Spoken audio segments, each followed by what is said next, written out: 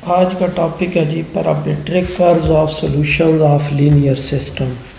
यानी कि इससे पहले जो हमने लेक्चर में पढ़ा था कि ये जो फेज़ पोर्ट्रेट है वो कैसे नज़र आ रहा होता है, जो फेज़ पोर्ट्रेट कैसे आ रहे होते हैं। अब वही हम इस लेक्चर में लीनियर सिस्टम के बारे में पढ़ेंगे कि लीनियर सिस्टम की जो पैरामीट्रिक कर्व्स है कैसे हमें पता चलेगा कि ये पैरामीट्रिक कर्व्स या उसके जो सॉल्यूशंस हैं वो किसी पॉइंट को कन्वर्ज करेंगे या किसी पॉइंट को डाइवर्ज हो रहे होंगे, या उनकी शेप कैसे होगी, या कि वो स्पाइरल होंगे या कोई स्ट्रेट लाइंस होगी या कोई और शेप होगी। ये हम डिस्कस करेंगे इस लेक्चर में कि उनके सिस्टम को देखते हुए हम कैसे इससे अंदाज़ा लगाएंगे जी। The accurate tracing of the parametric curves of the solutions is not an easy task without electronic aids। यानी कि हमारे पास जो एक्यूरेट ट्रेसिंग है पैरामीट्रिक कर्व्स ऑफ सॉल्यूशंस की, के सॉल्यूशंस की जो पैरामीट्रिक कर्व्स हैं वो एक्यूरेटली कैसे ट्रेस हो रही है, किसी इलेक्ट्रॉनिक एड के बगैर ये मुमकिन नहीं है। इलेक्ट्रॉनिक एड का मतलब ये है कि मैथमेटिका या मैटलैब यानी पार्टिकुलर कोई सॉफ्टवेयर यूज़ करके तो हम इसको अच्छे तरीके से ड्रा कर सकते हैं, लेकिन मैनुअल हम उतने अच्छे तरीके से इसको ड्रा नहीं कर सकते। However we can obtain very reasonable approximation of a trajectory by using the very same idea behind the direction field, namely the tangent line approximation. लेकिन हम क्या कहते हैं कि बहुत उसकी एक रीज़नेबल अप्रॉक्सीमेशन ट्रेजेक्ट्री की टेंजेंट लीनियर अप्रॉक्सीमेशन यूज़ करके, टेंजेंट लाइंस को यूज़ करके या हर पॉइंट पे टेंजेंट ड्रा करके और उनको हम जॉइन करके तो हम उस ट्रेजेक्ट्री से हम उसकी रीज़नेबल अप्रॉक्सीमेशन फाइंड कर सकते हैं। यानी हम ये फाइंड कर सकते हैं कि ये जो है इसकी जो कर्व्स हैं वो किस टाइप की बन रही है। Each point x x1 x2 on the T Y plane, the direction of motion of the solution curve the passes through the point determined by the direction meet. हर पॉइंट पे जो किसी भी सॉल्यूशन कर्व की वो direction है वो उसके डायरेक्शन वेक्टर से यानी टेंजेंट वेक्टर से रिप्रेजेंट की जा सकती है। कि जिस वैसे भी हम नॉर्मली भी आपने देखा होगा यूजुअल में कि टेंजेंट वेक्टर जो यूनिट टेंजेंट वेक्टर होता है वो हम कहते हैं कि वो डायरेक्शन होती है इसकी किसी भी वेक्टर की। तो हम डायरेक्शन वेक्टर जो है यानी उसका जो टेंजेंट वेक्टर है उससे हम सॉल्यूशन की डायरेक्शन को डिटरमिन कर सकते हैं, डायरेक्शन देख सकते हैं कि कौन सी डायरेक्शन होगी। The derivative of the solution vector x evaluated at given point, यानी हम कैसे करेंगे कि उस किसी भी पॉइंट पे डेरिवेटिव लेके और वो पॉइंट जब पुट करेंगे तो हमारे पास जो उसका टेंजेंट वेक्टर आ जाएगा। फिर टेंजेंट वेक्टर की हम साइन भी देखेंगे तो उस साइन को भी देखें और टेंजेंट वेक्टर को भी देखें तो हम उससे उसकी डायरेक्शन का अंदाज़ा लगा सकते हैं जी। The tangent vector at each given point can be calculated directly from the given matrix equation x prime is equal to ax। तो जो टेंजेंट वेक्टर हैं वो डायरेक्टली मैट्रिक्स इक्वेशन से भी कैलकुलेट किए जाते हैं using the position vector x. Position vector x को यूज़ करके डायरेक्टली इससे भी कैलकुलेट किए जा सकते हैं टेंजेंट वेक्टर। कैसे कि एक्स बेसिकली क्या है हमारे पास x1 प्राइम और x2 प्राइम। तो x1 प्राइम जो है वो टेंजेंट वेक्टर एक दे रहा है, x2 प्राइम दूसरा एक टेंजेंट वेक्टर दे रहा है। तो कोई भी जो पॉइंट x1 x2 जब x1 प्राइम में पुट करेंगे तो वो हमारे पास जो टेंजेंट वेक्टर का हॉरिजॉन्टल कंपोनेंट है उस पॉइंट पे वो हमें शो कर रहा होगा। इसी तरह जब x1 x2 में वो पॉइंट पुट करेंगे x2 प्राइम में तो वो हमारे पास जो टेंजेंट वेक्टर का वर्टिकल कंपोनेंट है वो शो कर रहा होगा हमारे पास। Like working with the direction field there is no need to find the solution first before performing this approximation. जिस तरह हमने डायरेक्शन फील्ड में कहा था कि जब हम कोई हम डायरेक्शन फील्ड जब ड्रा करते हैं तो उसके लिए ज़रूरी नहीं है कि हम पहले उसका सिस्टम ऑफ डिफरेंशियल इक्वेशन का सॉल्यूशन फाइंड करें और सॉल्यूशन फाइंड करने के बाद डायरेक्शन फील्ड अप्लाई करें, बल्कि हम वैसे भी डायरेक्शन फील्ड बना सकते हैं। इसी तरह सॉल्यूशन कर्व्स या ये जो ट्रेजेक्ट्रीज है ये ड्रा करने के लिए हमें कोई ज़रूरी नहीं है कि उस सिस्टम ऑफ डिफरेंशियल इक्वेशन का पहले सॉल्यूशन पता हो या पहले सॉल्यूशन फाइंड करें तो फिर हम वो ट्रेजेक्ट्रीज फाइंड करें। given x prime is equal to ax where there is only one point at 0 0. Suppose हमारे पास ये कोई सिस्टम है जी, linear system, x prime is equal to x, the general solution है x equal to c1 k1 e power r1t plus c2 k2 e power r2t। इसका जो general solution है वो इस फॉर्म में आएगा हमारे पास, जिसमें कोई कांस्टेंट्स होंगे c1 k1 c2 k2 और r1 और r2 हमारे पास कोई आइगन वैल्यूज़ होगी।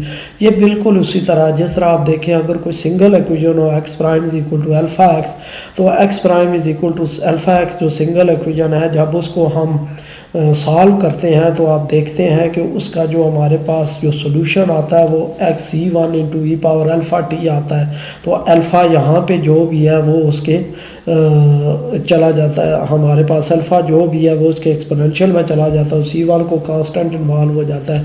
तो इसी तरह हम आइगन वैल्यू प्रॉब्लम के लिए भी, आइगन वैल्यू प्रॉब्लम के लिए भी आपने देखा होगा आइगन वैल्यू और आइगन वेक्टर में हम क्या डेफिनेशन यूज़ करते हैं। हम क्या कहते हैं कि for x non-zero vector x lambda will be the eigenvalue of the matrix A if ax is equal to lambda x, कि अगर ये इक्वेशन सेटिस्फाई हो तो फिर लैम्डा आइगन वैल्यू होगी corresponding to eigenvector x।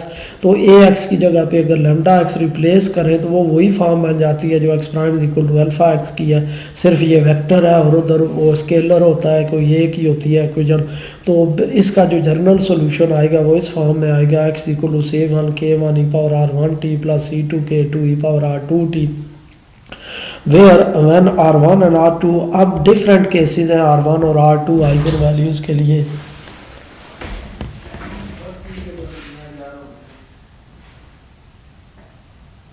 Eigen values के लिए ये डिफरेंट केसेस हैं। आइगन वैल्यूज़ हमारे पास R1 और R2 जो आइगन वैल्यूज़ हैं, आइगन वैल्यूज़ आपने देखा होगा किसी भी जब मैट्रिक्स की आइगन वैल्यूज़ कैलकुलेट करते हैं तो वो उसके डिफरेंट आइगन वैल्यूज़ या तो पॉजिटिव होती हैं या नेगेटिव होती हैं, या रियल आइगन वैल्यूज़ भी हो सकती हैं, कम्प्लेक्स भी आइगन वैल्यूज़ हो सकती हैं। फिर कम्प्लेक्स आइगन वैल्यू में मज़ीद आगे कैटेगरीज़ भी हो सकती हैं कि आइगन वैल्यूज़ जो हैं वो आगे आइगन वैल्यूज़ उनके जो रियल पार्ट हैं वो पॉजिटिव होंगे या नेगेटिव होंगे। ये सारे केसेस डिस्कस करेंगे और इस सारे केसेस में हम देखेंगे कि उसकी जो हमारे पास ट्रेजेक्टरीज हैं वो किस फॉर्म में होती हैं। The phase portrait shows trajectories either moving away from the critical point two infinite distance away, यानी जो फेज पोर्ट्रेट है उसमें जो वो शो कर रहा होता है कि ट्रेजेक्टरीज जो हैं वो क्रिटिकल पॉइंट से इनफाइनाइट डिस्टेंस पे अवे जा रही हैं और moving directly when are positive, यानी जब आइगन वैल्यू पॉजिटिव हो तो फिर वो होती हैं। पहला केस है कि when r1 and r2 are both positive और बोथ नेगेटिव, यानी जो दोनों आइगन वैल्यूज़ हैं वो रियल हों और या तो दोनों पॉजिटिव हों या दोनों नेगेटिव हों। तो जो फेज पोर्ट्रेट ट्रेजेक्टरी जो शो हो रही होंगी, ट्रेजेक्टरी जो बन रही होंगी, अगर तो आइगन वैल्यूज़ पॉजिटिव हैं तो फिर वो क्रिटिकल पॉइंट से अवे मूव कर रही होंगी और moving directly toward and convert to the critical point when are less than 0। लेकिन आइगन वैल्यूज़ जब ये नेगेटिव होंगी तो फिर वो जितनी भी ट्रेजेक्टरीज हैं वो क्रिटिकल पॉइंट की तरफ मूव कर रही होंगी और या उसको कन्वर्ज कर रही होंगी। The trajectories that are the eigenvectors move in straight line, तो जो आइगन वेक्टर्स की ट्रेजेक्टरीज होंगी वो स्ट्रेट लाइन में मूव कर रही होंगी। आगे हम देखेंगे कि आइगन वेक्टर्स की कौन सी ट्रेजेक्टरीज बन रही हैं और दूसरी कौन सी ट्रेजेक्टरीज बन रही हैं, दूसरे कौन से सोल्यूशन बन रहे हैं। The rest of the trajectories move initially when near the critical point roughly in the same direction as the eigenvector of the eigenvalue with the smaller absolute value।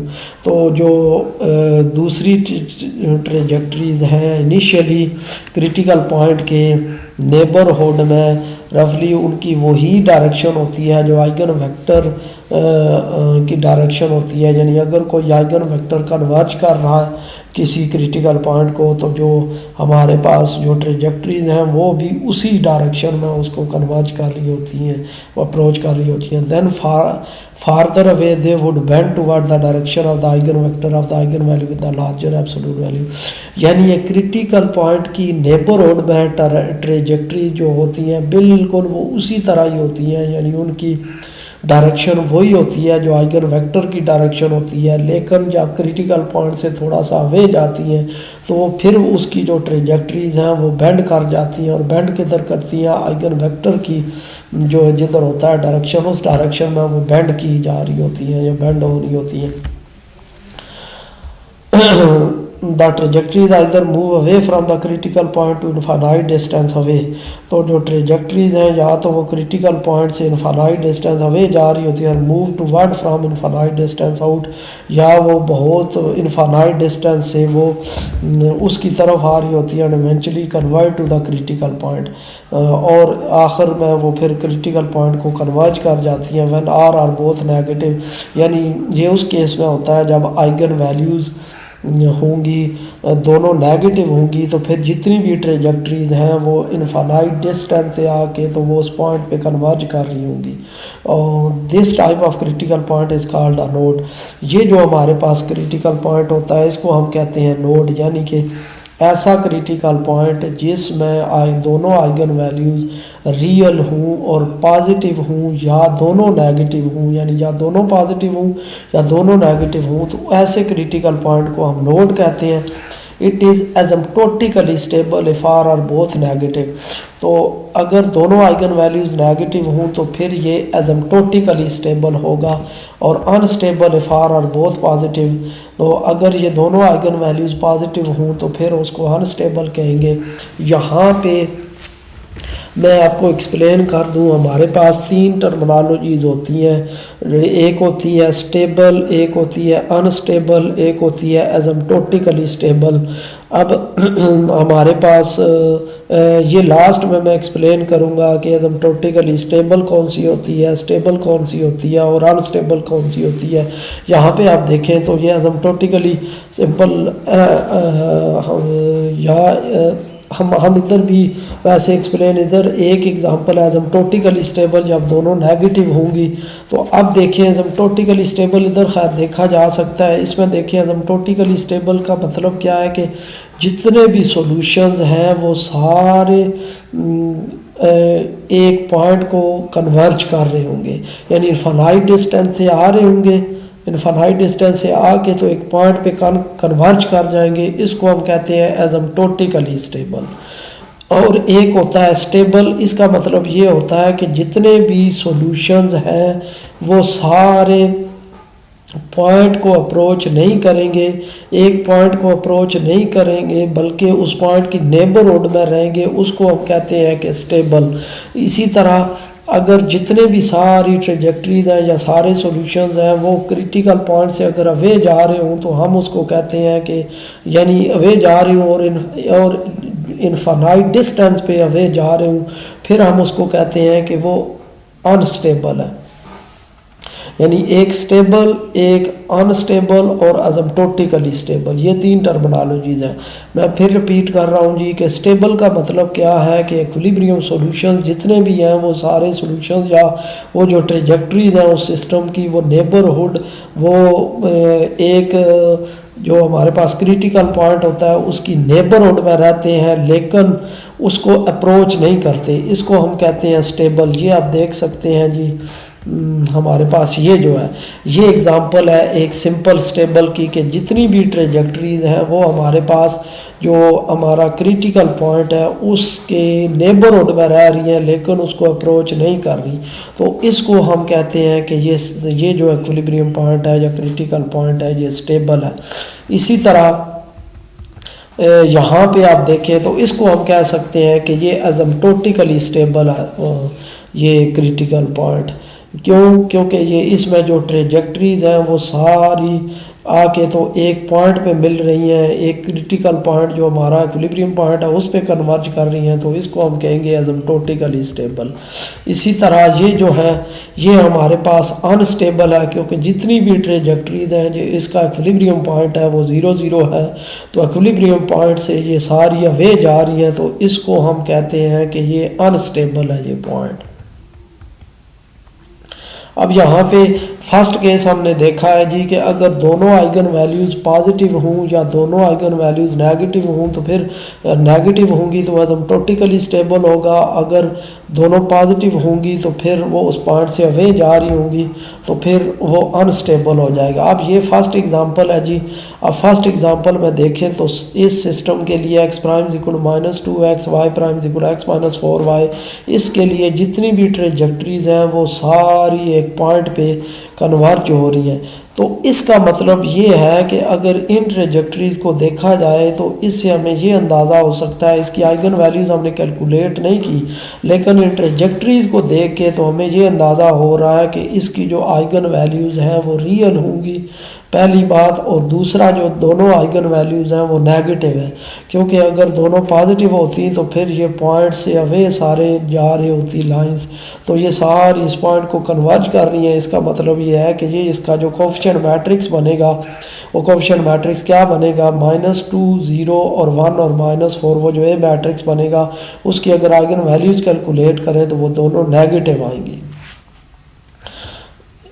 अब आगे सेकंड केस है जी। हमने यहाँ तक तो देख लिया कि अगर दोनों आइगन वैल्यूज़ पॉजिटिव हों तो फिर जितनी भी ट्रेजेक्ट्रीज हैं वो इक्विलिब्रियम पॉइंट से अवे जा रही होंगी, और अगर आइगन वैल्यूज़ दोनों नेगेटिव हों तो फिर जितनी भी ट्रेजेक्ट्रीज हैं वो क्रिटिकल पॉइंट या जो इक्विलिब्रियम पॉइंट है उसको अप्रोच कर रही होंगी। When R1 and R2 have opposite signs. लेकिन ये सेकंड केस है कि अगर हमारी जो ट्रेजेक्ट्रीज हैं या वो जो हमारे पास आइगन वैल्यू जो है वो रियल हो, अपोजिट साइन हो, यानी एक पॉजिटिव हो और एक नेगेटिव हो। In this type of phase portrait the trajectory is given by the eigen vectors of the negative eigen value initially start at infinite distance away, move toward and eventually converge eight the critical point. यानी इस type में जो trajectories हैं, जो eigen vectors हैं negative eigen values के साथ, उसकी जो हमारे पास आएगी ट्रेजेक्टरीज वो इनफाइनाइट डिस्टेंस से आ रही होंगी और कन्वर्ज कर रही होंगी क्रिटिकल पॉइंट की तरफ, क्रिटिकल पॉइंट की तरफ जा रही होंगी। The trajectory represent the eigen vector the positive eigen value move exactly in the opposite way. तो जितनी भी जो ट्रेजेक्टरीज हैं जो पॉजिटिव आइगन वैल्यूज होंगी वो क्रिटिकल पॉइंट से अवे मूव करती हुई जा रही होंगी, नज़र आ रही होंगी। Start at the critical point then divert to infinite distance out, तो वो क्रिटिकल पॉइंट से फिर डाइवर्ज हो जाएगी। Every other trajectory starts an infinite distance away move toward but never converges to the critical point. तो हर जो trajectory इसमें होगी जो इनफाइनाइट डिस्टेंस से स्टार्ट होगी वो मूव करेगी क्रिटिकल पॉइंट को, लेकिन उसको कन्वर्ज नहीं करेगी बल्कि उधर से उसके करीब से पास करती हुई तो वो डाइवर्ज कर जाएगी आगे। Before changing direction moves back to infinite distance, दोबारा वो इनफाइनाइट डिस्टेंस पर चली जाएगी। ऑल वाइल इट वुड रफली follow the two sets of eigen vectors. तो इस रफली यानी कि ये जो है, जो हमारे पास एक पॉजिटिव आइगन वैल्यू होगी और एक नेगेटिव आइगन वैल्यू होगी, उसके लिए दो टाइप के आइगन वेक्टर्स, ये सेट ऑफ आइगन वेक्टर्स होंगे। This type of critical point is called a saddle point.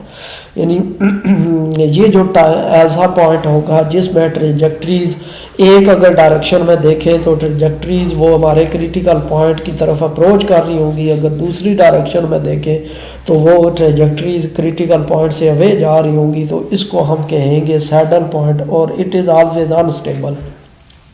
अब यहाँ पे आप देखें तो इसमें देखा जा सकता है ट्रेजेक्टरीज इधर से मूव कर रही हैं। ये हमारा क्रिटिकल पॉइंट है सिस्टम का। क्रिटिकल पॉइंट जिस तरह मैंने बताया कि लीनियर सिस्टम का जो क्रिटिकल पॉइंट है वो हमेशा ऑरिजिन होता है। तो ये जो ऑरिजिन होगा इसका क्रिटिकल पॉइंट ये हम यहाँ पे पुट करेंगे। फिर उसके बाद हमने ये भी पढ़ा था जो हमेशा आइगन वेक्टर्स हैं वो स्ट्रेट लाइंस होंगी। तो इसका मतलब ये है, अब ये जो हमारे पास ये लाइन है ये कोई एक आइगन वेक्टर है, और हमारे पास ये जो हॉरिजॉन्टल लाइन है ये कोई दूसरा आइगन वेक्टर रिप्रेजेंट कर रहा है। अब ट्रेजेक्टरीज यहाँ से स्टार्ट हो रही हैं लेकिन वो इधर ऑरिजिन को अप्रोच नहीं कर रही बल्कि इधर से बेंड होके तो अवे जा रही हैं। तो इससे वैसे हमें अंदाज़ा लगाया जा सकता है कि हमने ये भी देखा है कि जो नेगेटिव यानी वो आइगन वेक्टर जो नेगेटिव आइगन वैल्यू के करस्पॉन्ड होगा, उसकी जो उस ट्रेजेक्ट्रीज उस डायरेक्शन में जो ट्रेजेक्ट्रीज होंगी वो क्रिटिकल पॉइंट की डायरेक्शन में मूव कर रही होंगी। तो अगर हम अंदाज़ा लगाएं कि ये एक आइगन वेक्टर है और एक ये आइगन वेक्टर है, तो अगर आप अंदाज़ा लगाएं ये जो आइगन वेक्टर है, इस आइगन वेक्टर की डायरेक्शन में ये जितनी भी ट्राजेक्टरीज हैं वो इधर मूव करती हुई दिखाई देती हैं। इसका मतलब है कि ये जो आइगन वेक्टर है इस सिस्टम के लिए इस आइगन वेक्टर के ये जो आइगन वेक्टर आ रहा है ये नेगेटिव आइगन वैल्यू के करस्पॉन्ड आ रहा है। इसी तरह ये जो आइगन वैल्यू वेक्टर है, आप देखें इसमें जितनी भी ट्रेजेक्टरीज हैं वो अवे जा रही हैं, इस तरह वो अवे जा रही हैं। तो इसका मतलब ये है कि ये जो आइगन वेक्टर है वो पॉजिटिव आइगन वैल्यू के करस्पॉन्डिंग आ रहा है। यानी दो आइगन वेक्टर्स हैं, एक पॉजिटिव आइगन वेक्टर है और आइगन वैल्यू है और एक नेगेटिव आइगन वैल्यू है। तो ये जो ट्रेजेक्टरीज हैं ये नेगेटिव ये जो जितनी भी ट्रेजेक्टरीज हैं ये नेगेटिव आइगन वेक्टर को रिप्रेजेंट कर रही होंगी कि इस डायरेक्शन में ये नेगेटिव आइगन वेक्टर है और ये इस डायरेक्शन में ये पॉजिटिव आइगन वेक्टर है उसका। और अगर इस आइगन इसको देखें तो ये आइगन वेक्टर अगर आप देखें जो लाइन है इसको हम रिप्रेजेंट कर सकते हैं इस तरह, यानी k टाइम 0 1, क्योंकि ये उसकी लाइन है। तो इसका मतलब है ये आइगन वेक्टर इधर से ज़बानी अंदाज़ा लगाया जा सकता है कि इसका जो आइगन वेक्टर है 0 1 एक आएगा और दूसरा ये लाइन है वो k टाइम 1 0 होगी। तो इसका मतलब ये है कि एक आइगन वेक्टर इसका 1 0 होगा। ये भी हम और ये भी अंदाज़ा लगा सकते हैं इस फेज पोर्ट्रेट को ही देख के। तो इसका मतलब ये है कि जो 0 1 इसका बेसिक जो आइगन वेक्टर है वो नेगेटिव आइगन वैल्यू के करस्पॉन्ड है। क्यों? क्योंकि 0 1 के पैरेलल जितनी भी वो ट्रेजेक्टरी या सॉल्यूशन कार्स हैं वो इधर कन्वर्ज होती हुई दिखाई देती हैं। और ये जो हमारे पास 1 0 आइगन वेक्टर है ये पॉजिटिव आइगन वैल्यू के करस्पॉन्ड है, क्योंकि इसके पैरेलल ये जितनी भी ट्रेजेक्टरीज हैं वो सारी अवे जा रही हैं इससे। तो इस पॉइंट को हम कहते हैं सैडल पॉइंट और ये ऑलवेज अनस्टेबल होता है। इसका मतलब ये है कि अगर हम फेज पोर्ट्रेट को देखते हुए हमें ये नज़र आ रहा हो कि जो ट्रेजेक्टरीज हैं वो एक साइड से आ रही है क्रिटिकल पॉइंट की तरफ, लेकिन क्रिटिकल पॉइंट को अप्रोच किए बगैर वो डिफरेंट दूसरी डायरेक्शन में वो अवे चली जाती हैं। तो इसका मतलब ये है कि जो सिस्टम ऑफ लीनियर इक्वेशन है उसमें कोई एक आइगन वैल्यू पॉजिटिव है और दूसरी आइगन वैल्यू उसकी नेगेटिव और दोनों रियल है। अब थर्ड है जी रिपीटेड रियल आइगन वैल्यूज़ कि आइगन वैल्यूज़ अगर रियल हों और रिपीटेड हों तो फिर इसके लिए जो रिपीटेड आइगन वैल्यूज़ हों तो उसके लिए दो लीनियरली इंडिपेंडेंट आइगन वेक्टर्स होंगे k1 और k2। और इसका जो जनरल सॉल्यूशन होगा वो इस तरह लिख देंगे x = c1 k1 e⁻rt + c2 k2 e⁻rt और e⁻rt r आइगन वैल्यू वो है जो कॉमन है, यानी दोनों का आइगन वैल्यू है और k1 और k2 हमारे पास दो आइगन वेक्टर्स हैं। तो यहाँ पे मैं ये भी बताता चलूँ कि जब आइगन ये लीनियर अलजबरा का रिज़ल्ट है कि अगर किसी मैट्रिक्स की रिपीटेड आइगन वैल्यूज़ आ जाए तो ज़रूरी नहीं कि उसके आइगन वेक्टर फिर उतने ही हों जितनी आइगन वैल्यूज़ होती हैं। सपोज़ हमारे पास एक मैट्रिक्स है जिसकी आइगन वैल्यूज़ है 2 2 और 3, अब 2 रिपीट हो रहा है तो ज़रूरी नहीं कि इसके आइगन वेक्टर 3 आ जाएंगे। हो सकता है कि रिपीटेड के अगेंस्ट एक ही आइगन वेक्टर हो, तो उस मैट्रिक्स को हम कहते हैं डिफेक्टिव मैट्रिक्स, यानी डिफेक्ट है उसमें कि आइगन वैल्यू 3 आ रही हैं, 2 रिपीटेड है और एक डिस्टिंक्ट है लेकिन आइगन वेक्टर 2 ही आए हैं, तो उसको हम कहते हैं डिफेक्टिव मैट्रिक्स। लेकिन एक और यहाँ पे एक चीज़ नोट करने वाली है कि जो हमारा सिमेट्रिक मैट्रिक्स होता है वो कभी डिफेक्टिव नहीं होता, यानी सिमेट्रिक मैट्रिक्स जब भी होगा तो उसकी आइगन वैल्यूज़ और एक और भी प्रॉपर्टी है कि जो सिमेट्रिक मैट्रिक्स होता है उसकी आइगन वैल्यूज़ कभी कम्प्लेक्स नहीं आ सकती। डिफेक्टिव सिमेट्रिक मैट्रिक्स की आइगन वैल्यूज़ हमेशा रियल होंगी। और दूसरी उसकी प्रॉपर्टी ये होती है, उसकी ब्यूटी ये होती है कि जो सिमेट्रिक मैट्रिक्स है, एक ये है कि उसकी आइगन वैल्यूज़ रियल होंगी, दूसरा उसका ये है कि जो सिमेट्रिक मैट्रिक्स है वो कभी डिफेक्टिव नहीं हो सकता, यानी उसकी रिपीटेड आइगन वैल्यूज़ आए या डिस्टिंक्ट आइगन वैल्यूज़ आए उसके उतने ही वेक्टर होंगे जितनी उसकी आइगन वैल्यूज़ है। Every non zero solution traces a straight line trajectory, यानी उसका जो नॉन ज़ीरो सोल्यूशन है वो एक स्ट्रेट लाइन ट्रेजेक्ट्री शो कर रहा होगा। किस केस में? जब उसकी आइगन वैल्यूज़ हमारे पास रिपीटेड हो in the direction given by the vector, इस गिवन वेक्टर की डायरेक्शन में होगा। The phase portrait thus has a distinct star burst shape, तो इसका जो फेज पोर्ट्रेट होगा वो एक स्टार लाइक शेप होगा। इसका मतलब ये है कि अगर किसी मैट्रिक्स की आइगन वैल्यूज़ रिपीटेड है तो वो स्टार लाइक शेप उसका फेज पोर्ट्रेट होगा। The trajectory either move directly away from the critical point to infinite distance or move directly toward, तो या तो ये जो ट्रेजेक्टरीज हैं ये क्रिटिकल पॉइंट से अवे जा रही होंगी या क्रिटिकल पॉइंट्स की तरफ जा रही होंगी, तो इसको हम कहेंगे कि ये लेकिन वो star like one convert to the critical point, यानी अगर तो वो आइगन वैल्यू नेगेटिव है, रिपीटेड है, तो फिर जितनी भी ट्रेजेक्टरीज हैं वो क्रिटिकल पॉइंट की तरफ कन्वर्ज कर रही होंगी और वो स्ट्रेट लाइन की फॉर्म में होंगी। अगर जो है हमारे पास जो जितनी भी उसकी आइगन वैल्यूज़ रिपीटेड है और पॉजिटिव है, तो फिर जितनी भी ट्रेजेक्टरीज है उसकी वो स्ट्रेट लाइन की फॉर्म में होंगी और वो क्रिटिकल पॉइंट से अवे जा रही होंगी। This type of critical point is called a proper node. तो ये जो होगा हमारे पास या स्टार पॉइंट, यानी ये इस टाइप का जो क्रिटिकल पॉइंट है उसको हम कहेंगे कि ये प्रॉपर नोड बन रहा है। It is asymptotically stable if r is less than zero and unstable if r greater than zero, यानी अगर आइगन वैल्यूज़ नेगेटिव हो, रिपीटेड हो, फिर ये पॉइंट एसिम्प्टोटिकली स्टेबल है। एसिम्प्टोटिकली स्टेबल का मतलब क्या है कि एट द एंड ये सारी जो हमारे पास वो सॉल्यूशन कर्व्स हैं या ट्रेजेक्टरीज हैं वो उस पॉइंट को अप्रोच कर जाएंगी। और अनस्टेबल का मतलब क्या है कि वो एट द एंड का मतलब है कि टी जब इन्फिनिटी को अप्रोच करेगा तो फिर वो जो हमारे पास है वो ट्रेजेक्टरीज हैं वो अवे जा रही होंगी उससे। ये आप देख सकते हैं जी इसमें शेप, इसमें अगर आप देखें तो ये हमारे पास ये स्टार लाइक बन रही है, यानी जब भी इस टाइप का फेज पोर्ट्रेट हो तो उससे ये अंदाज़ा लगाया जा सकता है स्टार लाइक फेज पोर्ट्रेट हो तो इसका मतलब है कि करस्पॉन्डिंग जो मैट्रिक्स बन रहा है वो मैट्रिक्स की जो आइगन वैल्यूज़ हैं वो आइगन वैल्यूज़ हमें रिपीटेड आ रही हैं। अब अगर पॉजिटिव आ रही हूँ तो फिर ये जितनी भी ट्रेजेक्टरीज हैं ये बाहर को इसी तरह जा रही होंगी स्ट्रेट लाइन, और अगर आइगन वैल्यूज़ नेगेटिव आ जाए तो फिर ये जितनी भी ट्रेजेक्टरीज हैं ये इस पॉइंट को कन्वर्ज कर रही होंगी।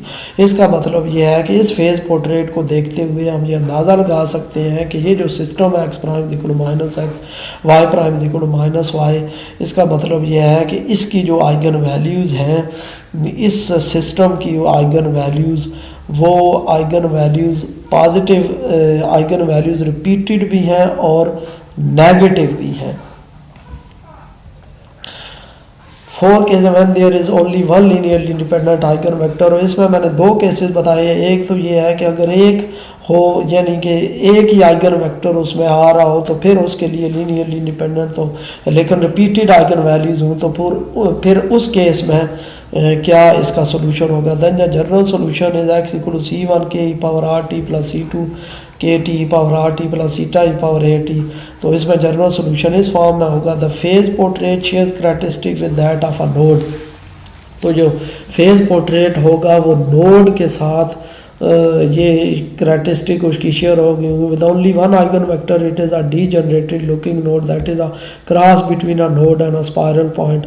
तो वो एक स्पायरल पॉइंट और उसमें जो नोड के दरमियान ये क्रॉस नज़र आ रहा होगा। इसमें the trajectories either all diverge away from the critical point और all convert to the critical point. तो जो ट्रेजेक्टरीज होंगी या तो वो उससे अवे जा रही होंगी या उसको कन्वर्ज कर रही होंगी। This type of critical point is called an improper node, और इस क्रिटिकल पॉइंट को हम कहेंगे कि ये इम्प्रॉपर नोड है। It is asymptotically stable if r is less than zero and unstable if r is greater than zero.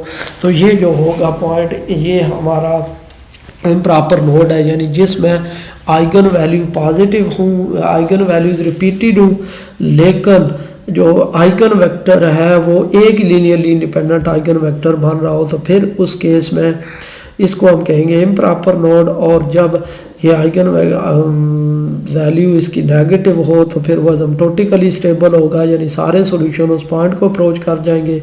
और अगर ये आइगन वैल्यू पॉजिटिव होगी तो फिर अनस्टेबल होगा, यानी सॉल्यूशन उससे अवे जा रहे होंगे। अब ये देख सकते हैं यहाँ पे हमारे पास क्या है जी, इसका मतलब ये है कि ये आइगन वैल्यूज़ यहाँ पे इसकी अगर पॉजिटिव है तो सॉल्यूशन जो है वो सारे उसे अवे जा रहे हैं, और इसी तरह अगर नेगेटिव है तो उसके, लेकिन इसका आइगन वेक्टर एक है। अगर हम देखें तो आइगन वेक्टर स्ट्रेट लाइन को हमने कहा था, तो स्ट्रेट लाइन बनती है तो उसमें ये एक ही स्ट्रेट लाइन बनती है, इस वर्टिकल डायरेक्शन में कोई स्ट्रेट लाइन नहीं बन रही। इसका मतलब ये है कि हमारे पास ये जो आइगन वेक्टर है, आइगन वैल्यू तो 2 होंगी क्योंकि ये तो 2x2 का सिस्टम है, तो इसका मतलब ये है कि 2 आइगन वैल्यू हैं, लेकिन उसका जो आइगन वेक्टर दोनों repeated eigen values, 2 eigen values हैं, और दोनों 2 आइगन वैल्यूज़ के करस्पॉन्ड हमारे पास एक ही लीनियरली इंडिपेंडेंट आइगन वेक्टर आ रहा है। तो अगर वो आइगन वैल्यू पॉजिटिव होगी तो फिर क्या होगा, फिर अनस्टेबल होगा, और अगर वो हमारे पास आइगन वैल्यू नेगेटिव होगी तो फिर ये असिम्प्टोटिकली स्टेबल आएगा, लेकिन आइगन वेक्टर एक ही आएगा इसका। अब आगे है जी कम्प्लेक्स आइगन वैल्यूज़ के। अगर आइगन वैल्यूज़ कम्प्लेक्स आ जाएं तो फिर उस केस में क्या होगा जी, तो उसमें जनरल सॉल्यूशन इसके इक्वल आ जाएगा, x = c1 e power lambda T a cos mu T minus b sin mu T plus c2 e power lambda T a sin mu T plus b cos mu T. तो इसका general solution इस form में आ जाएगा when the real part lambda is 0। और पहला case है कि जब आइगन वैल्यू जो है वो प्योरली इमेजिनरी हो, यानी उनका जो रियल पार्ट है वो 0 हो। In this case the trajectory neither convert to the critical point nor move to infinite distance away. इस केस में ट्रेजेक्टरी जो है ना वो क्रिटिकल पॉइंट को कन्वर्ज करती है ना उसको डाइवर्ज करती है, उसे वह जा रही होती है, rather they stay in constant elliptical orbits. तो इसकी बजाय वो एलिप्टिकल ऑर्बिट्स में मूव करती रहती हैं। This type of critical point is called a centre. इस टाइप का जो क्रिटिकल पॉइंट है या वो इक्विलिब्रियम पॉइंट है उसको हम कहते हैं centre. It has a unique stability classification shared by no other stable. ये एक यूनिक स्टेबिलिटी क्लासिफिकेशन है जिसको हम सिंपल स्टेबल कहते हैं, यानी nutri stable. It is not एसिम्प्टोटिकली stable and one should not confuse them. तो ये सिंपल स्टेबल का मतलब एसिम्प्टोटिकली स्टेबल नहीं है, यानी सिंपल स्टेबल का मतलब क्या है कि वो जितनी भी ट्रेजेक्टरीज हैं वो इक्विलिब्रियम पॉइंट को अप्रोच नहीं करती बल्कि उसकी नेबरहुड में एलिप्टिकल ऑर्बिट्स में होती हैं। ये आप देख सकते हैं यहाँ पे, जिस तरह ये फेज पोर्ट्रेट है x प्राइम = 3 पाई y प्राइम = -x, इसका फेज पोर्ट्रेट ये। अब इसमें देखें ये इसका मतलब ये क्रिटिकल पॉइंट एक सेंटर है, और इस फेज पोर्ट्रेट को देखते हुए हम ये अंदाज़ा लगा सकते हैं कि इसकी जो हमारे पास जितनी भी इस सिस्टम के लिए जो भी आइगन वैल्यूज़ हैं वो हमारे पास उसकी जो आइगन वैल्यूज़ हैं वो प्योरली इमेजिनरी आइगन वैल्यूज़ आ रही हैं, तभी ये सेंटर बन रहा है। यानी जब भी जो ट्रेजेक्टरीज हैं वो इस तरह एलिप्टिकल ऑर्बिट्स में नज़र आ रही होंगी, यानी पता चल रहा होगा कि ये सॉल्यूशन जो हैं वो उसको अप्रोच नहीं करते बल्कि उसकी नेबरहुड में रहते हैं। तो इसको हम कहते हैं, इसका मतलब यह है कि उस वक्त उस प्रॉब्लम की जो आइगन वैल्यूज़ हैं, जो सिस्टम की जो कोएफिशिएंट मैट्रिक्स है उसकी जो आइगन वैल्यूज़ हैं वो प्योरली इमेजिनरी है। When the real part lambda is non zero. अब सेकंड केस है कि अगर कम्प्लेक्स आइगन वैल्यूज हूँ लेकिन उसका जो रियल पार्ट है वो non zero. The trajectory still retain the elliptical traces as in the previous case, यानी कि वो एलिप्टिकल ट्रेसेस की तरह ही वो रिटेन करेंगे आप उसको। however with each revolution this distances from the critical point exponentially according to the term e power lambda t।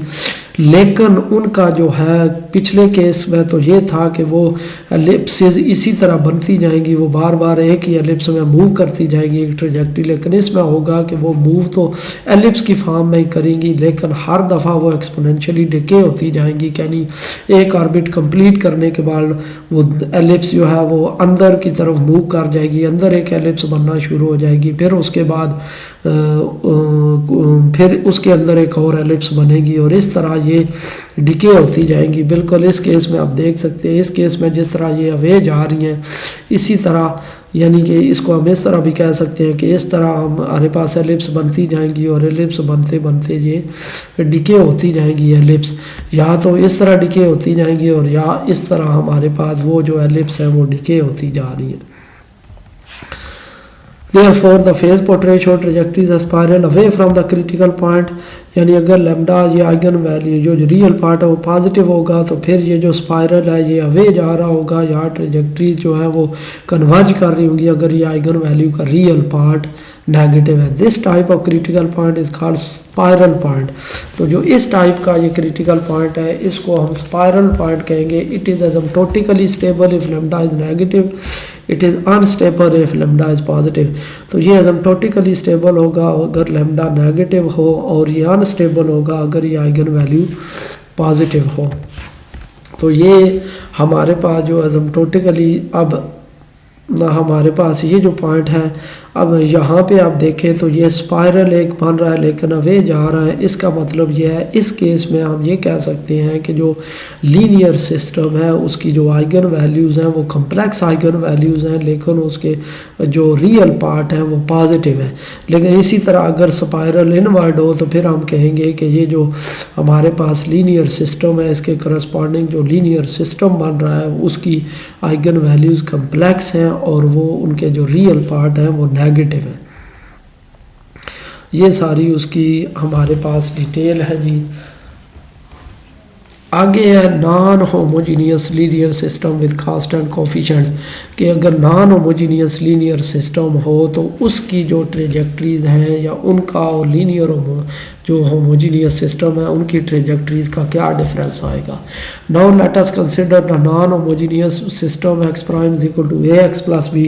Suppose हमारे पास ये नॉन होमोजीनियस सिस्टम है where b is a constant vector. Non homogeneous system क्योंकि हम इसको कह रहे हैं क्योंकि x00 इसको सेटिस्फाई नहीं कर रहा, ट्रिवियल सॉल्यूशन उसका एग्जिस्ट नहीं कर रहा। The system above is explicitly, अब अगर इसको अलग अलग हम लिखें तो इस तरह लिख सकते हैं x1 prime is equal to ax1 plus bx2 plus g1, x2 prime is equal to cx1 plus dx2 plus g2। As before we can find the critical point by setting x1 prime x2 prime is equal to 0। जिस तरह पहले हम critical point find करते हैं तो इन दोनों को 0 put कर देते हैं। इस तरह इसको 0 सेट करने के से पहले and solve the resulting non homogeneous system of algebraic equation, और ये जो algebraic equation है इनको सॉल्व करने से पहले the origin will no longer be a critical point। इसका जो origin इसका जो क्रिटिकल पॉइंट होगा वो ऑरिजिन नहीं होगा बल्कि कोई और पॉइंट होगा। Since the zero vector never a solution of non homogeneous linear system. क्यों? क्योंकि इसका जो जीरो वेक्टर है वो कभी भी इसका सॉल्यूशन नहीं है। Instead the unique critical point है non zero determinant there exactly one critical point. तो इसके बरा क्या होगा, इसके अपोजिट क्या होगा कि इसका बल्कि यूनिक कोई एक क्रिटिकल पॉइंट होगा। अगर जो कोफिशिएंट मैट्रिक्स ये है उसका डिटर्मिनेंट नॉन ज़ीरो हो तो फिर इसका एक ही क्रिटिकल पॉइंट होगा और वो को नॉन ज़ीरो होगा। Will be located at solution of the system of algebraic equation. जो इसके करस्पॉन्डिंग यानी इनको सॉल्व करने से जो आएगा वो एक ही क्रिटिकल पॉइंट को ही आएगा। Once we have found the critical point से it is the point x1 x2 is equal to alpha beta, it could be move to 0 0 via the translations. तो एक जो क्रिटिकल पॉइंट है इस तरह अल्फ़ा बीटा अगर फाइंड करने तो उसको ऑरिजिन पे मूव करवाया जा सकता है। किस तरह के एक नया पॉइंट ले लें chi1 जो जिसको x1 माइनस अल्फ़ा कह दे और दूसरा पॉइंट ले लें chi2 x2 माइनस बीटा कह दें। तो द रिजल्टिंग, क्योंकि जब अल्फ़ा और बीटा माइनस कर देंगे x1 और x2 से तो x1 और x2 की जो भी वैल्यूज़ आ रही हैं 1 2 1 माइनस 1 0 हो जाएगा, 2 माइनस 2 0 हो जाएगा। तो ये जो chi1 और chi2 है ये ऑरिजिन को रिप्रेजेंट कर देंगे। The result after the translation would be the non homogeneous linear system. तो इसका जो रिज़ल्ट आएगा वो chi prime is equal to एक होमोजेनियस सिस्टम बन जाएगा। The two systems have the same coefficient matrix. ये जो दोनों सिस्टम्स हैं ये वाला भी और ये वाला भी इनका कोफिशिएंट मैट्रिक्स एक ही है। Their respective critical point will also have identical type and stability classification. क्योंकि जो क्रिटिकल पॉइंट की प्रॉपर्टीज़ हैं कि वो स्टेबल नोड है, स्पाइरल है, सेंटर है, जो भी है उसके वो डिपेंड करता है मैट्रिक्स की आइगन वैल्यूज़ पे। तो आइगन कोफिशिएंट मैट्रिक्स क्योंकि इस सिस्टम का और इस सिस्टम का एक जैसा है, तो इसलिए जो वो क्लासिफिकेशन है उसकी वो वही रहेगी। यानी अगर कोई नॉन होमोजीनियस में के केस में वो जो पॉइंट है वो नोड बन रहा है, तो इसमें भी वो नोड ही होगा। Therefore, to determine the type and stability of the critical point of the given non-homogeneous system, all we need to do is to disregard B। यानी इसलिए हमें B को कोई कंसिडर नहीं करना चाहिए, B पे फोकस नहीं करना चाहिए इतना, क्योंकि दोनों हमारा जो बेसिक वो फोकस है वो A मैट्रिक्स पे। Then take its coefficient matrix A and use its eigen values for the determination. तो उसके कोफिशिएंट मैट्रिक्स A ले लें और उसकी आइगन वैल्यूज़ पे फोकस करें, उसकी आइगन वैल्यूज़ को देखते हुए तो हम अंदाज़ा लगा लेंगे कि इसका कौन सा आएगा जी, इसके सॉल्यूशन किस टाइप के होंगे। Exactly the same way as we would do with the corresponding homogeneous system of equation. बिल्कुल इस तरह जिस तरह हम उसके corresponding homogeneous system of equations find करते हैं उस तरह इसका जो होगा। आगे ऑप्शनल है जी, यहाँ पे ये इसमें एक्सप्लेन किया गया है कि जिस तरह वो जो नॉन होमोजीनियस सिस्टम है किस तरह वो हम उसका क्रिटिकल पॉइंट ऑरिजिन पे शिफ्ट कर देते हैं। Here is a formal justification of our ability to discard the vector b when determine the type and stability of the critical point of non homogeneous system। यानी उसकी formal justification ये है कि क्यों हम b को इग्नोर कर देते हैं जब हम क्रिटिकल पॉइंट की बात करते हैं कि जो नोड होगा, स्पाइरल होगा या सेंटर होगा। Suppose x1 x2 is the critical point of the system, they suppose x1 alpha beta इसका क्रिटिकल पॉइंट है। अगर वो क्रिटिकल पॉइंट है इसका, तो क्रिटिकल पॉइंट का मतलब यही होता है कि वो जो उसको सेटिस्फाई करेगा उस इक्वेशन को। तो ये x1 x2 वाली जो इक्वेशंस आएंगी, ये दोनों ये जो इक्वेशंस हैं, अगर इनका ये क्रिटिकल पॉइंट है तो इनमें जब अल्फ़ा बीटा पुट करेंगे तो उनको सेटिस्फाई करेगा। तो इसका मतलब है ये दोनों इक्वेशंस आ गई। Now apply the transformation chi1 is equal to x1 minus alpha और chi2 is equal to x2 minus beta. जब ये दोनों ट्रांसलेशन अप्लाई करते हैं तो आप देखें कि x1 यहाँ से कैलकुलेट करें तो वो किसके इक्वल आता है, x1 is equal to chi1 plus alpha, और यहाँ से कैलकुलेट करें तो x2 आता है chi2 प्लस बीटा। तो अगर x1 chi1 प्लस अल्फ़ा है, x2 chi2 प्लस बीटा है, तो x1 प्राइम लिखें तो वो chi1 प्राइम के इक्वल आएगा क्योंकि अल्फ़ा तो कोई कांस्टेंट नंबर है। इसी तरह x2 प्राइम लिखें तो वो chi2 के प्राइम के इक्वल आएगा क्योंकि वो बिना को कांस्टेंट नंबर है। Substitute them into the system x prime is equal to x plus b. इस सिस्टम में अगर आप पुट कर देते हैं x की जगह पे, यानी x1 की जगह पे हम x1 प्राइम फिर किसके इक्वल आ जाएगा, chi1 प्राइम के, और x1 प्राइम बेसिकली किसके इक्वल है, ax1 plus bx2 plus g1। तो x1 में ये वैल्यू पुट करेंगे chi1 प्लस a, और x2 में हम पुट करेंगे वैल्यूज़ chi2 प्लस बीटा। तो ये सिंप्लीफाई करने के बाद ये आ जाएगा a chi1 plus b chi2।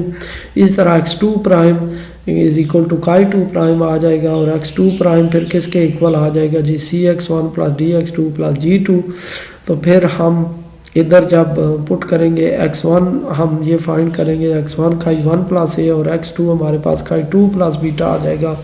तो इस तरह हमारे पास आ जाएगा c chi1 plus d chi2। अब chi1 प्राइम और chi2 प्राइम में ये हमारे पास सिस्टम आ गया x1 chi1 prime a chi1 plus b chi2, chi2 prime c chi1 plus c chi2। अब देखें इसको अगर इस फॉर्म में लिखें तो chi prime is equal to a chi a matrix a b c d इसके कोफिशिएंट्स हैं, और इधर अगर देखें तो a मैट्रिक्स जो है इसके भी coefficient a b c d है। तो इसका मतलब ये है कि जो मैट्रिक्स a है ये बिल्कुल सेम रहेगा, that is it is a homogeneous system whose coefficient matrix is exactly the same as original system. यानी बिल्कुल ओरिजिनल सिस्टम का जो है इसका भी होमोजेनियस सिस्टम का भी कोफिशिएंट मैट्रिक्स वही बन रहा है। Hence b could be disregarding, तो बी को इग्नोर ही किया जा सकता है, इग्नोर कर सकते हैं कि बी कोई क्रिटिकल पॉइंट फाइंड करते हुए तो बी लिखेंगे, लेकिन आइगन वैल्यूज़ कैलकुलेट करते हुए इसको इग्नोर कर देंगे। Determination of the type and stability of the critical point could be based solely on the coefficient matrix है। तो स्टेबिलिटी या जो हमारे पास वो क्रिटिकल पॉइंट उसकी स्टेबिलिटी सारा कुछ है वो सारा ए मैट्रिक्स कोफिशिएंट मैट्रिक्स ए पे डिपेंड कर रहा है कि उसकी आइगन वैल्यूज़ किस टाइप की आ रही है। अब फर्स्ट इक्वेशन आप देखें तो इसमें फर्स्ट एग्जांपल में x1 prime equal x1 minus 2x2 minus 1 और x2 prime equal 2x2 minus 3x2 minus 3। अब इसमें देखें सिस्टम ऑफ डिफरेंशियल इक्वेशन में तो ये नॉन होमोजीनियस सिस्टम है क्योंकि 0 0 इसका सोल्यूशन नहीं है, इस सिस्टम का एग्जिस्ट करता। तो इसका क्रिटिकल पॉइंट फाइंड करें तो वो 3 1 है। अब इसकी अगर आइगन वैल्यूज़ कैलकुलेट करते हैं तो कैरेक्टरिस्टिक इक्वेशन हमारे पास ये बनेगी और इसको सॉल्व करें तो इसकी रिपीटेड आइगन वैल्यूज़ आ जाती हैं -1। तो इसका मतलब ये है कि जो अगर -1 इसकी रिपीटेड आइगन वैल्यूज़ हैं तो उसके लिए जो क्रिटिकल पॉइंट है ये एसिम्प्टोटिकली स्टेबल होगा, is an improper एसिम्प्टोटिकली stable improper node, यानी और ये इम्प्रॉपर नोड कहलाएगा। अगर आप देखें इस तरह फेज पोर्ट्रेट इसका देखें तो ये देखें यहाँ पे ये पॉइंट है 3 1, जो जितनी भी ट्रेजेक्टरीज हैं वो आ रही हैं और 3 1 पॉइंट से पास करके आगे जा रही हैं जी। अब ये सेकंड एग्जांपल है जी x1 prime x2 prime equal, ये भी नॉन होमोजीनियस लीनियर सिस्टम की है। तो इसका जो क्रिटिकल पॉइंट है फाइंड करें, अगर इसको हम 0 0 रख के तो x1 x2 हमारे पास ये 1 1 आएगा। तो इसका जो कैरेक्टरिस्टिक इक्वेशन जो कोएफिशिएंट मैट्रिक्स A है उसका जो कैरेक्टरिस्टिक इक्वेशन आएगी वो r² minus 2r plus 40 is equal to 0। तो ये अगर हम इसको सॉल्व करें तो इसकी आइगन वैल्यू जो है वो कम्प्लेक्स कॉन्जुगेट है विद पॉजिटिव रियल पार्ट, तो उसका जो रियल पार्ट है वो लैम्डा पॉजिटिव होगा। तो इस तरह इसका जो क्रिटिकल पॉइंट है वो अनस्टेबल स्पाइरल होगा, यानी ये जो क्रिटिकल पॉइंट है 1 1, जितनी भी ट्रेजेक्टरीज हैं वो 1 1 से ट्रेजेक्टरीज हैं वो 1 1 से निकल के तो इस तरह वे जा रही होंगी। अगर यही आइगन वैल्यू यहाँ पे -1 हो जाती तो फिर ट्रेजेक्टरीज इनफाइनाइट डिस्टेंस से आती हुई 1 1 पॉइंट को कन्वर्ज कर लेती। तो इस तरह हमने ये लीनियर सिस्टम को सॉल्व किए बगैर उसके फेज पोर्ट्रेट देखे हैं किस बेस पे कि लीनियर सिस्टम का होमोजीनियस हो या नॉन होमोजीनियस हो।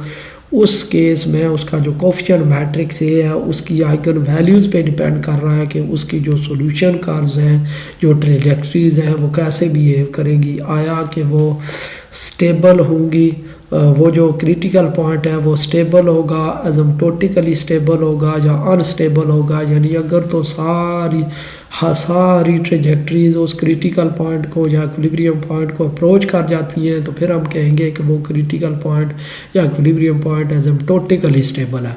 अगर सारे जो सॉल्यूशंस हैं, सारी जो ट्रेजेक्टरीज हैं वो उसको एग्जैक्टली अप्रोच नहीं करती बल्कि उसकी नेबरहुड में रहती हैं तो फिर हम कहेंगे कि वो जो इक्विलिब्रियम पॉइंट है या जो हमारे पास क्रिटिकल पॉइंट है वो स्टेबल है। और अगर जितनी भी ट्रेजेक्टरीज हैं वो सारी वो उस क्रिटिकल पॉइंट या इक्विलिब्रियम पॉइंट से ओरिजिनेट होके अवे जा रही हूँ या उसके से के नेबरहुड में पास करके अवे चली जाए, पहले उसकी नेबरहुड में आए फिर अवे चली जाए, तो इन दोनों पॉइंट्स में कंडीशन में हम कहेंगे वो जो क्रिटिकल पॉइंट है या इक्विलिब्रियम पॉइंट है वो अनस्टेबल है।